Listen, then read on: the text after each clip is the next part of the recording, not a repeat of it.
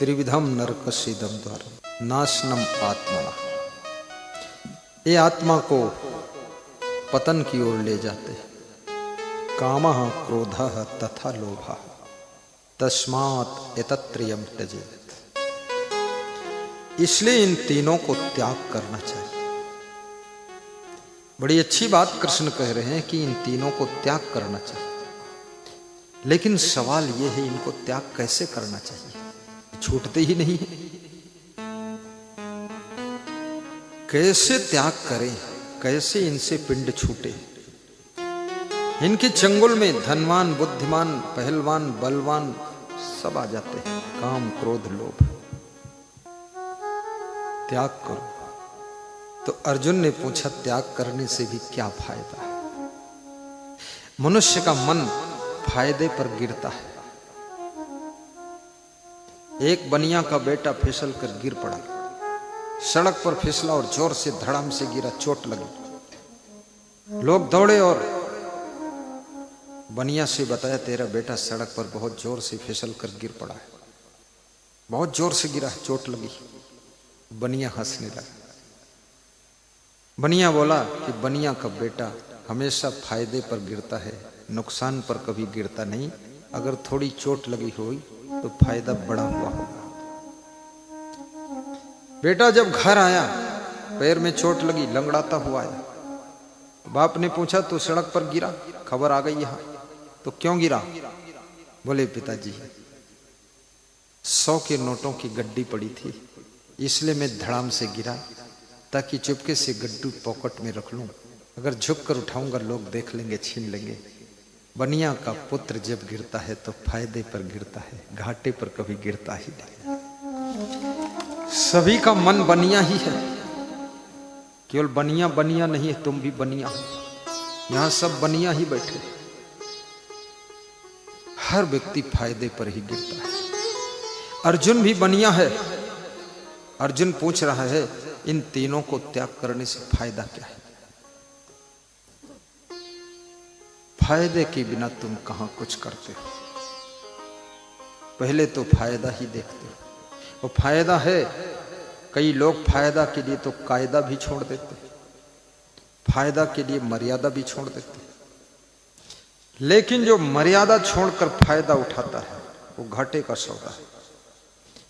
कायदे में रहो, मर्यादे में रहो तो फायदे में रहोगे। कायदा का मतलब होता नियम, और मर्यादा का मतलब होता है आपकी संस्कृति और संस्कार, आपका मानव शरीर, आपका कुल परिवार, कुटुंब, आपके माता पिता का मान सम्मान, उनकी मर्यादा बना कर। मर्यादा बहुत बड़ी चीज है। लक्ष्मण रेखा को सीता जी ने लांघा, कहने के लिए लक्ष्मण रेखा है, वो लक्ष्मण रेखा नहीं है, वो संयम नियम की रेखा है, कायदा की रेखा है, वो मान मर्यादा की रेखा है। जब कोई नारी संयम नियम की रेखा को लांघ जाती है तो मन रूपी रावण के चंगुल में आ जाती है। और जो नारी कायदा और मर्यादा की रेखा के अंदर रहती है उसको मन रूपी रावण कभी उठाकर नहीं ले जाता है, उसको आत्मा राम के साथ में शांति प्राप्त करती है। इसलिए मर्यादा बहुत बड़ी चीज है। हम संत हैं, संत की क्या मर्यादा होती है? संत को अपनी मर्यादा में रहना चाहिए। सब जगह संत को खड़े भी नहीं होना चाहिए, हर दुकान पर भी नहीं जाना चाहिए। उस गली से मत निकलो जिस गली में अमर्यादित चीजें बिक रही, दिख रही, अभद्र चीजें, वहां संत को निकलना नहीं चाहिए। क्योंकि निकलते हुए भी कोई देख लेगा तो तुम पर संदेह करेगा इस गली से निकले क्यों, आखिर इसमें जरूरत क्या, आखिर कुछ तो रुचि है इनको, क्या कारण यहां आए क्यों। इसलिए संत का रास्ता भी मर्यादा पूर्वक होना चाहिए। संत बहुत बड़ी चीज है, छोटी चीज नहीं। संत वह व्यक्तित्व है जिसको भगवान भी प्रणाम करते हैं, जिसको भगवान ने भी कहा है कि मोते अधिक संत कर लेख।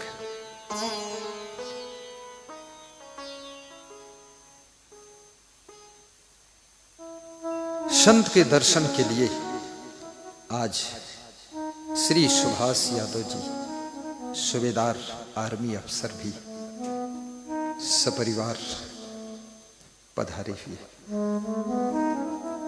उनके पुत्र सोनू यादव जी और परिवार की माताएं बहनें भी आई है और श्रद्धा से आई है।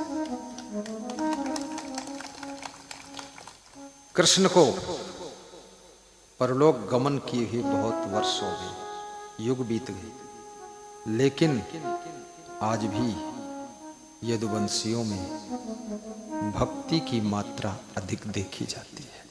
उत्तर प्रदेश में भी, उत्तर प्रदेश में और बिहार में जब हम प्रोग्राम करते हैं तो 50% में यदुवंशी आयोजक हैं और 50% में सर्ववंशी हैं, सब है।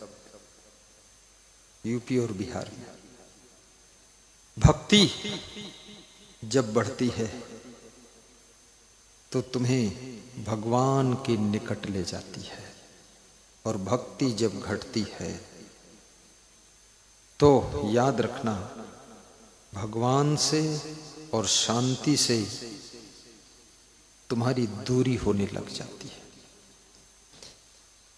इसलिए बिजनेस भी करो लेकिन थोड़ा समय निकालकर भक्ति भी करो, सर्विस करो थोड़ा समय निकालकर भक्ति भी करो। भक्ति में क्या करोगे? प्रथम भगत संतन कर संगा, प्रवचन सुनो, सत्संग सुनो। भक्ति का अर्थ ये नहीं है कि केवल राम जो कह रहे हैं वो भक्ति करो। कितने लोगों ने भक्ति का रूप बदल डाला, भक्ति का रूप बिगाड़ डाला, भक्ति के नाम पर हुड़दंग कर डाला, भक्ति के नाम पर हो हल्ला। भक्ति सभ्यता, शालीनता, भद्रता, सौम्यता से ही सुशोभित होती है। कितने लोग तो अपने इष्ट की भक्ति करते हैं लेकिन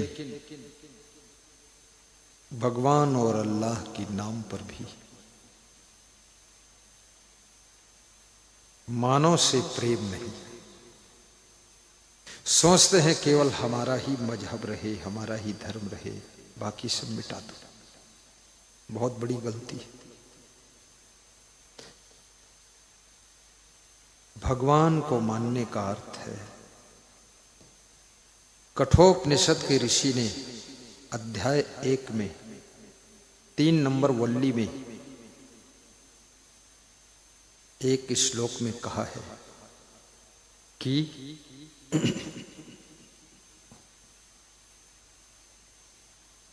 भगवान कहाँ रहता है? ईशानो भूत भव्यस्य ना ततो बीजगुप्सते यतत वै तत्। आत्मनि अवतिष्ठते मध्य पुरुषः। इस शरीर के मध्य में जो चेतन पुरुष आत्मा विद्यमान है वो भगवान का रूप है। और हम में राम, तुम में राम, सब में राम, तो किसके ऊपर घाव करोगे? और कबीर कहते हैं घाव काहि पर घालों, जित देखो तित प्राण हमारो। किस पर घाव करूं? जहां देखता हूं हम मेरे जैसा ही प्राण है, मेरे जैसा ही तो आत्मा है। कबीर साहब कह रहे हैं। कुरान शरीफ कहती है बिस्मिल्लाह रहमान रहीम। वो रहमान, वो रहीम, रहम का भंडार है। और रहम है जिसके दिल अंदर, रहमान वहीं पर रहता है। और रहम न जिसके दिल अंदर, शैतान वहीं पर रहता है। जब रहम ही नहीं है तो रहमान कैसे रहेगा? और मुस्लिम कहते हैं कि जर्रे जर्रे में खुदा है, और हिंदू कहते हैं कण कण में राम है। कण कण में राम है तो ये समस्त नर नारियों के अंदर भी तो राम है, ये पशु पंछियों में भी तो राम है।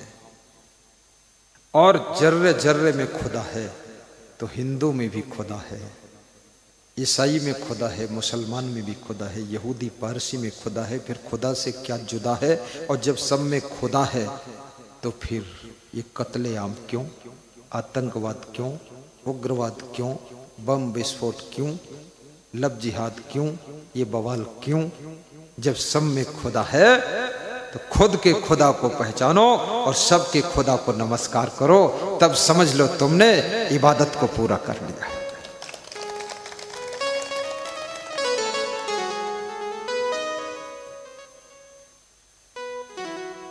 हिंदू कहते हैं कण कण में राम, लेकिन बकरा खाएंगे तो उसमें राम नहीं।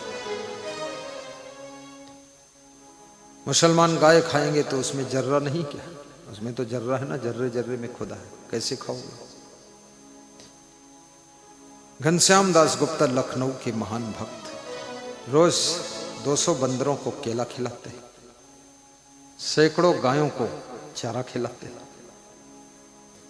250 गरीबों को रिक्शा दान दिया है और संतों के लिए करोड़ों का आश्रम बनाकर दान दिया है। कोई संत आओ, रुको, ठहरो। और याद रखना, कम से कम हर हफ्ते में 20 लोगों की आंख बनवाते, 50 लोगों के दांत ठीक कराते। तो मैंने कहा गुप्ता जी इतना सब करते हो? बोले सब में राम है, सबकी सेवा कर देता हूं। तो हमने कहा गुप्ता जी बुढ़ापा है, कमा नहीं पाते हो? तो बोले हमने इतना पैसा कमा के जमा कर दिया, उसी के ब्याज को ही दान करता हूं, चिंता कोई नहीं। हर महीने में इतना ब्याज आता है, वही दान करता हूं। 1,55,000 ब्याज आता है, बैंक में जमा है पैसा, डाक खाना में। कुछ पैसे कमा करके बैंक में भी जमा करो, डाक खाने में जमा करो, जो कि बुढ़ापे में इंटरेस्ट आए, ताकि तुमको कोई टेंशन ना रहे। कुछ तो बुढ़ापे के लिए भी तुम्हारे पास होना चाहिए पूंजी। और फिर लिख दो मेरे ना होने के बाद परिवार को मिल जाएगा, क्योंकि पैसा भगवान तो नहीं है, लेकिन पैसे के बिना बहुत काम रुक जाते हैं। योग्य भी बनो, शिक्षा ऊंची प्राप्त करो। गरीबी अयोग्य लोगों के घर में अधिक आती है, गरीबी आलसियों के पास बहुत आती है, गरीबी जो झाड़ू तक नहीं लगाते वहां गरीबी आती है। सफाई रखो, शुद्धता रखो, ऊंची शिक्षा प्राप्त करो। बचपन में थोड़ी साधना कर लो, 5 वर्ष से लेकर के 30 वर्ष तक शिक्षा में डूब जाइए। इतनी मेहनत से पढ़िए, बहुत बड़े अफसर बनिए, बहुत बड़े डॉक्टर इंजीनियर बनिए, पैसे की कमी नहीं रहेगी। किसी मरीज को देख लोगे, लाइन लगी रहेगी मरीजों की, 50 लोग वेटिंग में बैठेंगे, 7-7 दिन पहले ही नंबर बुक कराएंगे। 2 मिनट देखोगे, तुम तो स्पेशलिस्ट हो ना, फिर 500 रुपये फीस। 50 मरीज देख लो, ये 25,000 तो हो गए। 25,000 में 5,000 बेटी को रोज दे सकते हो, 5,000 बेटे पर रोज खर्च कर सकते हो, 5,000 परिवार पे खर्च कर सकते हो, 5,000 रोज दान कर सकते हो, 5,000 अपने लिए भी रख सकते हो। जब तुम्हारे पास कोई योग्यता नहीं, गुण नहीं, कला नहीं, तो तुमको कौन मरीज आएगा दिखाने के लिए? इसलिए मनुष्य को सबसे पहले योग्य बनने के लिए संघर्ष करना चाहिए, मेहनत करना चाहिए। और पिता की योग्यता से संतान का काम नहीं चलता है, संतान को अलग से अपनी योग्यता प्राप्त करना चाहिए। और संतान को पिता से अधिक योग्य बनना चाहिए। मुझे एक MBBS डॉक्टर मिला, बोला मेरा बेटा भी MBBS है, दोनों में डिस्कस होता है, तो मैं हार जाता हूं, बेटा जीत जाता है।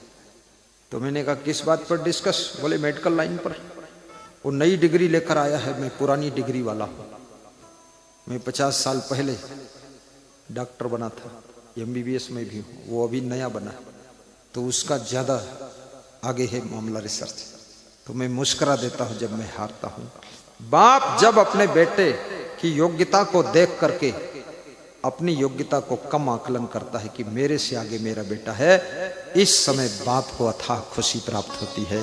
हर माँ बाप चाहते हैं कि हमारी संतान हमसे आगे हो, और माँ बाप निश्चिंत भी हो जाते हैं। जब संतान योग्य बनती है तो माँ बाप का मन निश्चिंत हो जाता है। वो समझते हैं मेरे से अच्छा जिएगा ये, उनसे अच्छा स्वभाव बनाइए, उनसे अच्छा अपना करैक्टर बनाइए, उनसे अच्छा भक्ति कीजिए। मैं दाहोद में था तो लोको कारखाने का जो अवसर था, उस शाम को घूमने निकला। मेरा प्रवचन चल रहा था शाम को 8 बजे रात में। आवाज सुना माइक की, आ गया वहां तो बोला 20,000 कर्मचारियों का अवसर हूं। बैठे बैठे सुनता रहा। सुनने के बाद आया दर्शन करने, दान देने। लाइन लगी थी, लाइन में खड़ा रहा। एक व्यक्ति पागल टाइप का आ गया, वो चरणों में सिर झुकाया तो उठा ही नहीं रहा था। तो कुछ लोग रहे थे, इसका सिर उठा के उधर करो। तो बोला छूना मत, तुम में झुकाने की भी हिम्मत नहीं। उसने झुका दिया है, अब झुकाया है, गुरु जी का आशीर्वाद पूरा होगा तब उठेगा। लेना है आशीर्वाद तो लाइन में खड़े रहो, नहीं तो जाओ। 5 मिनट खड़ा रहो अफसर। बोला ऐसा सिर झुकाना हमको भी आ जाए तो बहुत अच्छा है, हमको आता ही नहीं। बहुत बड़ी बात है। ये तन बीस की बेलरी गुरु अमृत की खान, शीश दिए जो गुरु मिले तो भी सस्ता जाना। कबीर साहब डंका बजा कर कहते हैं ये शरीर तो विष की बेल है, इसमें कितनी बुराइयां, कितने अवगुण, कितनी बीमारियां सब हैं, लेकिन गुरु तो अमृत की खान है। अगर कोई सच्चे सदगुरु मिल जाए तो समझ लो कलयुग में भगवान ही मिल गए हैं। और सच्चे सदगुरु अगर शीश दे करके भी आशीर्वाद दे दें तो भी सस्ता आशीर्वाद उनका है।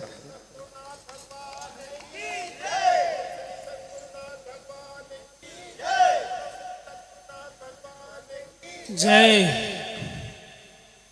मैं आपको एक कथा सुना रहा था, दयालु सासू की कथा थी, याद है? सासू को अपने दामाद पर दया आ जाती है।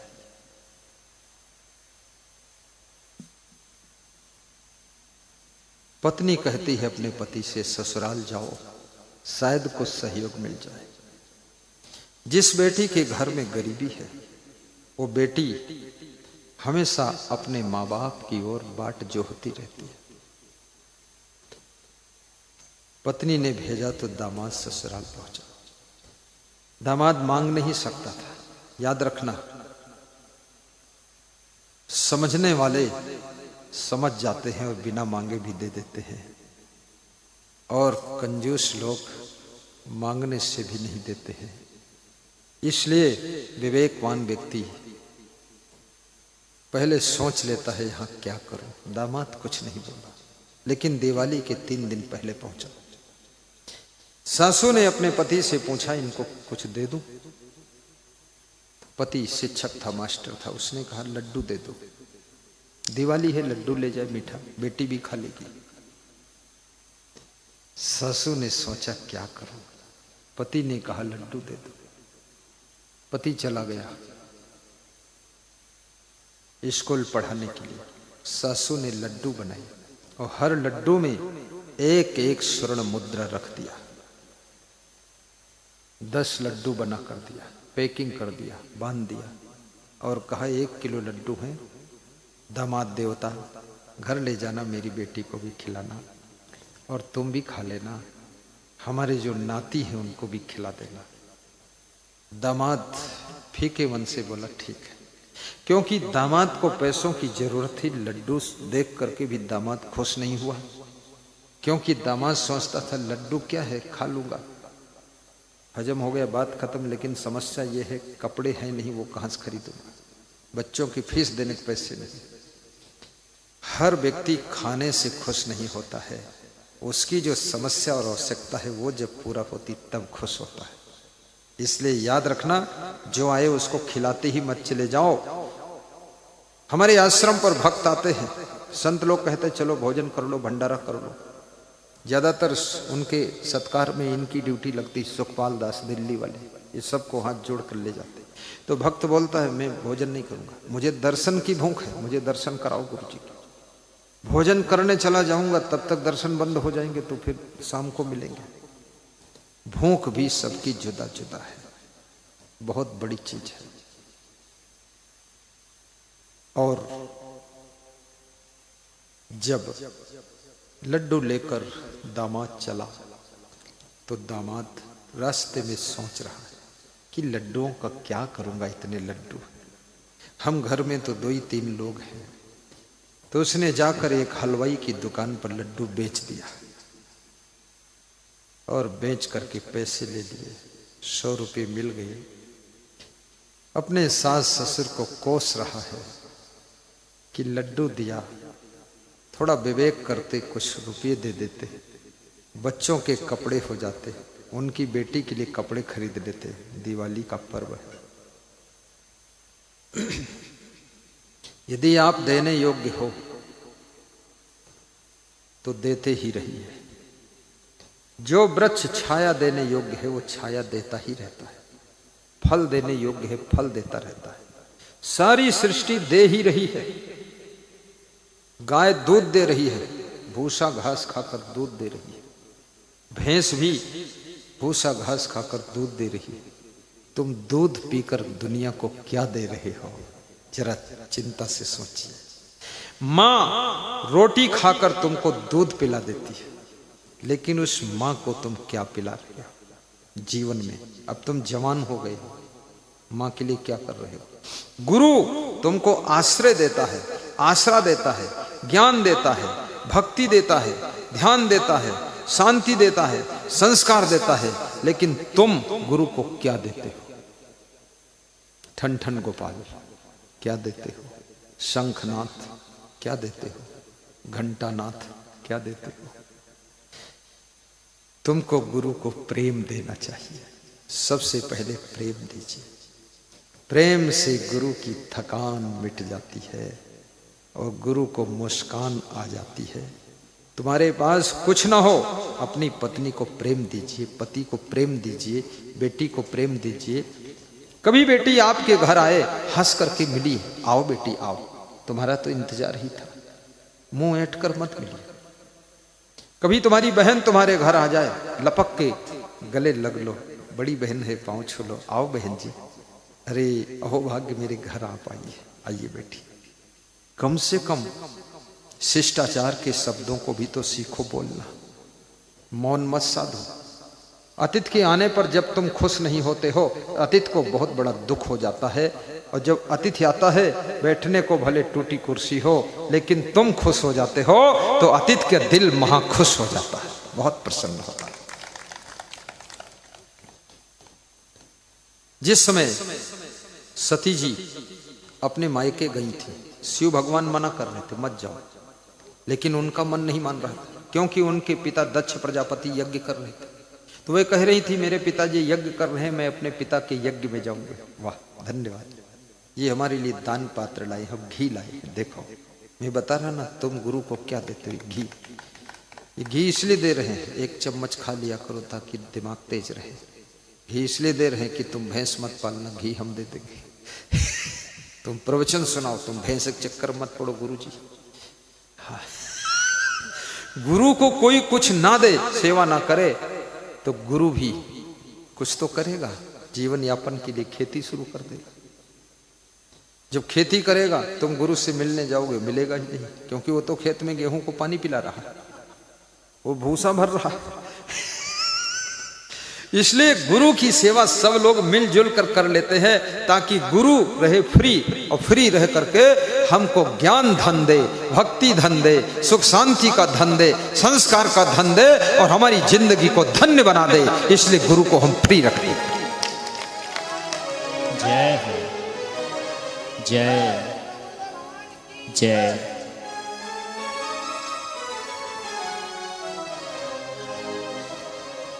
नासमान तन सेवा तुम्हारी।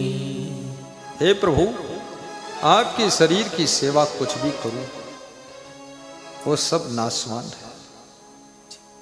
कपड़ा दूं 6 महीने में फट जाएगा, फल दूं 3 दिन में सड़ जाएगा, कोई सामान दूं 1-2 साल में वो भी पुराना होकर टूट जाएगा। लेकिन मैं जो देता हूं वो तो सब नाशवान है। पर आप जो देते हो अमर अविनाशी आत्मा का ज्ञान देते हो। आपका दिया हुआ अविनाशी है और मेरा दिया हुआ सब नश्वर है। इसलिए आप महान हो, क्योंकि छुपे हुए परम तत्व का बोध करा देते हो। आत्मन ये अवतिष्ठते, ये जो आत्मा परमात्मा हृदय मंदिर में स्थित है, उसका ज्ञान कराने वाले तुम हो। धीरे धीरे प्रवचन का समय भी पूरा होने के करीब पहुंच रहा है। हमारे प्रबंधक नवीन दास का कहना है, समय पर शुरू कर दो, समय पर बंद कर दो, समय पर आराम कर लो। नवीन दास महाप्रबंधक है। छोटा सा कद है, बड़ा सा पद है, काम बेहद है, स्वभाव सरल है, मैनेजमेंट हाई क्लास का है। उनके साथ में शीलकर दास का भी मैनेजमेंट है। साउंड सिस्टम को देखते हैं और गुरु के अनुकूल चलाते हैं और नए नए भजन भी बनाते हैं।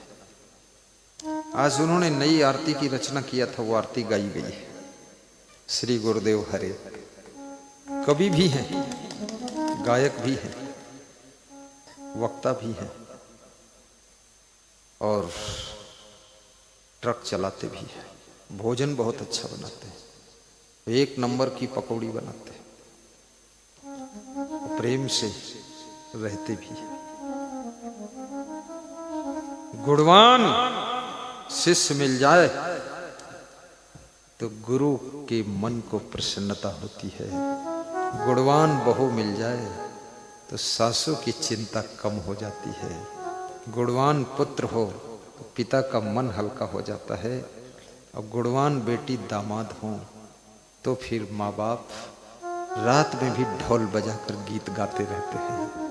इसलिए किसी के दामाद बनो तो भी गुणवान दामाद बनो, ताकि अपने ससुराल को भी निश्चिंत कर दो। तुम्हारी रहनी गहनी चाल चलन बहुत से लोगों को प्रभावित करता है। तुम्हारे हर कदम से शांति और चिंता पैदा होती है। तुम संभल कर कदम बढ़ाते हो तो सैकड़ों लोगों को शांति मिलती है, हजारों लोगों को शांति मिलती है। और तुम्हारा हर कदम जब फिसल जाता है तो तुमसे जुड़े हुए सभी लोगों के मन में चिंता और दुख और अशांति पैदा होती है। इसलिए कृपया चलना संभल संभल के। मनुष्य की जिंदगी ज्वाइंट है, एक दूसरे से जुड़ी हुई लाइफ है। आपकी जिंदगी स्वतंत्र नहीं है। पति की सावधानी पत्नी को खुशी देती है, बच्चे की सावधानी माँ बाप को प्रसन्न करती है, शिष्य की सावधानी गुरु को खुशियों से भर देती है और गुरु की सावधानी लाखों भक्तों को आनंद विभोर कर देती है। इसलिए सावधान रहिए। उत्थानम संयमो दाक्ष्यम अप्रमादो धृति अस्मृति समीक्षा समारंभो विद्धि मूलम भवस्यतु। नीतिकार कहता है, जो लोग उत्थान करना चाहते हैं उनको हमेशा उन्नति के लिए सोचना चाहिए। और जो तुम सोचते हो वो एक दिन होता है। तुम्हारे सोचने में भी बहुत बड़ी शक्ति है। सोच कर तो देखो, सोचने में पैसा नहीं लगता है, लेकिन सोचना बीज है और होना वृक्ष है। जब सोचोगे तभी होगा और सोचोगे ही नहीं तो कुछ होने वाला नहीं है। इसलिए धीरू अंबानी कहते थे, बड़ा सोचो, अच्छा सोचो, समय पर सोचो, जल्दी सोचो, और सोचने में देर कर दिया तो सोचने पर एकाधिकार नहीं है, कोई दूसरा सोच लेगा तो तुम अब सोच में पड़ जाओगे। इसलिए समय पर सोचिए। समय का बड़ा महत्व है। किस उम्र में शादी करना है, किस उम्र में साधु बनना है। हमारे आश्रम पर एक 80 साल की उम्र का व्यक्ति आया साधु बनने के लिए, तो मैंने अपने गुरु जी के पास ले जाकर के कहा कि ये साधु बनना चाहते हैं। तो उसने कहा हाँ मैं साधु बनना चाहता हूँ, आपकी सेवा करना चाहता हूँ। गुरु जी से कहा, तो गुरु जी ने कहा ये तो इतने बूढ़े हो गए हैं, इतने कमजोर हैं, इनकी सेवा उल्टा हमको ही करना पड़ेगा, ये मेरी सेवा तो कर ही नहीं पाएंगे। देर में सोचा, साधु बनना अच्छी बात है।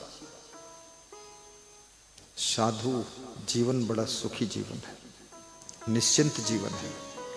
और जो वास्तव में यथार्थ संत है उसके जीवन में तो सुख बरस रहा है, क्योंकि संत के पड़ोस, रामायण में लिखा है, गरुण जी पूछ रहे हैं काकभूषुंडी से सुख कहाँ और दुख कहाँ है। काकभूषुंडी उत्तर दे रहे हैं क्या, संत मिलन समय सुख जग नाही, संत मिलन समय सुख जग नाही, नहीं दरिद्र समय दुख जग माही। मुख्य अतिथि हमारे हैं, ताली बजा दीजिए, आर्मी अफसर। मैं तो उनको देखकर बहुत खुश हुआ। पहली बात तो ऐसी ड्रेस ही हमको खुश कर रही, और फिर वह बड़े समझदार संस्कारी आत्मा है। उनके माता पिता को नमन करता हूं जिन्होंने उनको संस्कार दिया, उनको भी धन्यवाद देता हूं जिन्होंने अपने आप भी संस्कारों को अर्जित किया, सृजित किया, रचित किया, और वो संस्कार में रख करके अपने आप को उचित किया। हाँ, ये क्या नाम है, सोनू उनके पुत्र हैं, सोनू। और वो कौन, बेटी है, क्या नाम है, बबली। बबली पहले से ही गुरु जी के सत्संग में खुश रहती है, और वो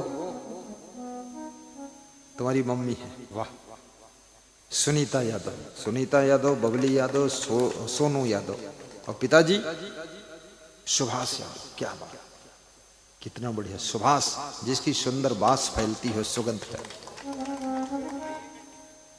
अच्छा,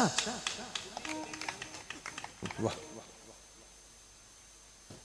बिल्कुल बिल्कुल। अरे क्या बात, क्या धन्य हो।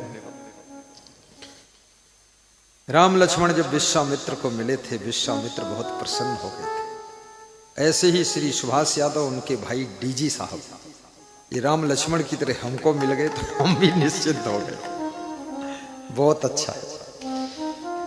संत मिलन समय सुख जग नाही, संत मिलन समय सुख जग। आप लोग भी गाया करो, दोहराया करो, बोला करो, चुप्पे नहीं बैठना चाहिए।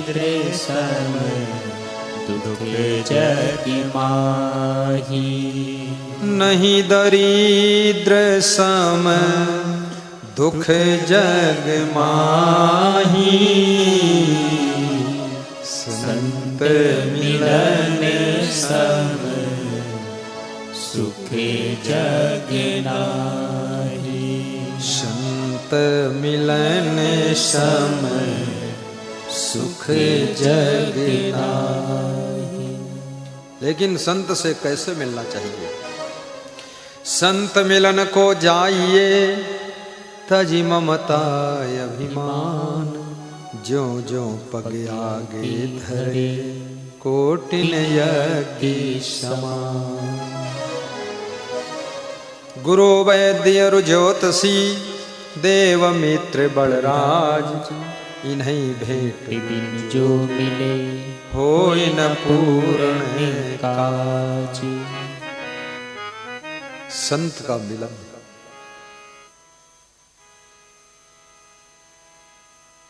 आपके दुख का अंत कर देता है, जीवन को बसंत बना देता है। भगवान राम से पूछा गया, वनवास में तुम्हें कोई दुख हुआ? बोले दुख तो था, लेकिन जब से मिल गए संत दुखों का हुआ अंत और जीवन बना बसंत।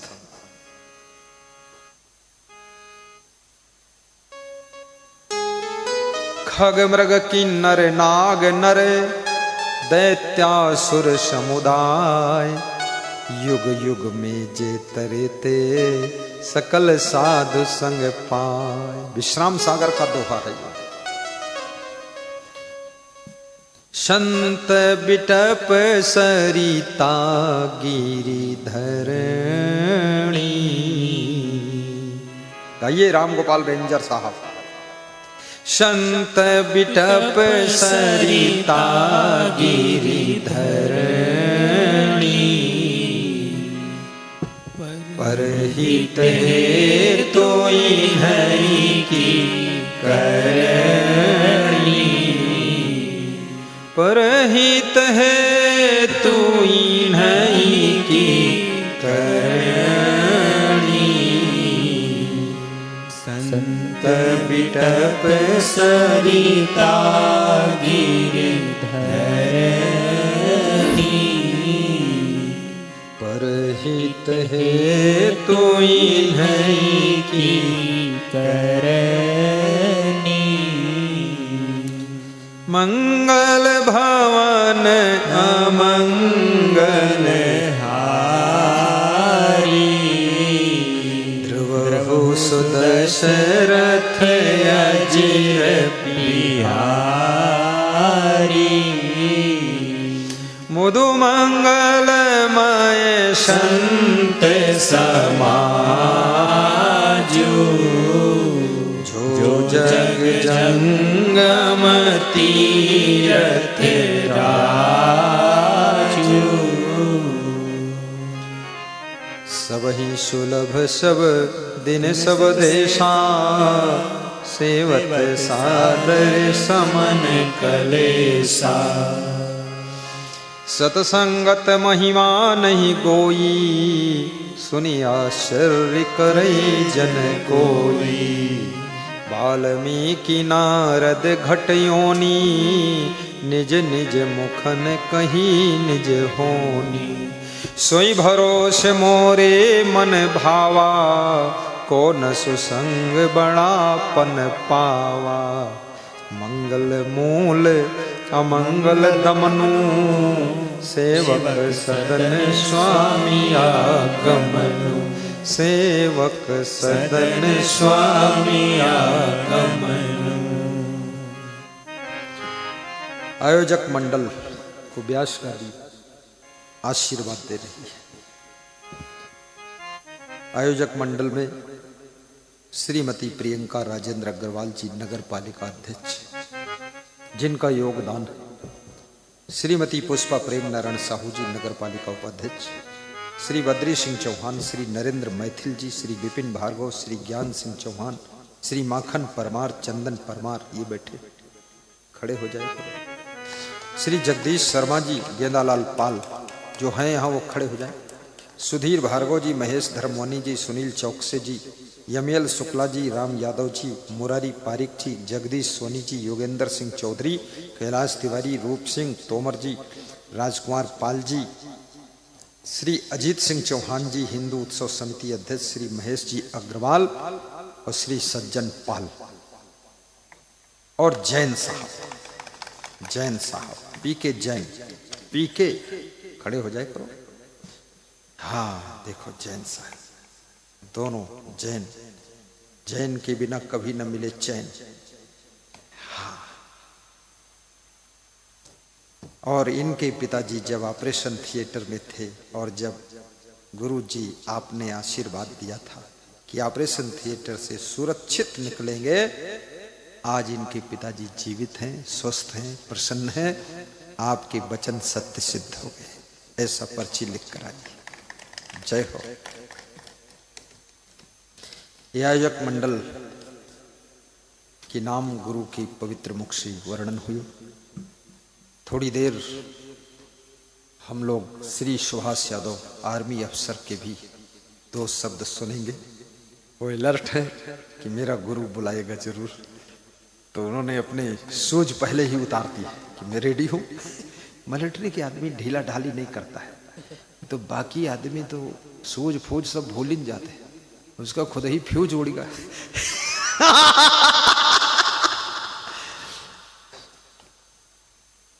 साहेब बंदगी साहेब।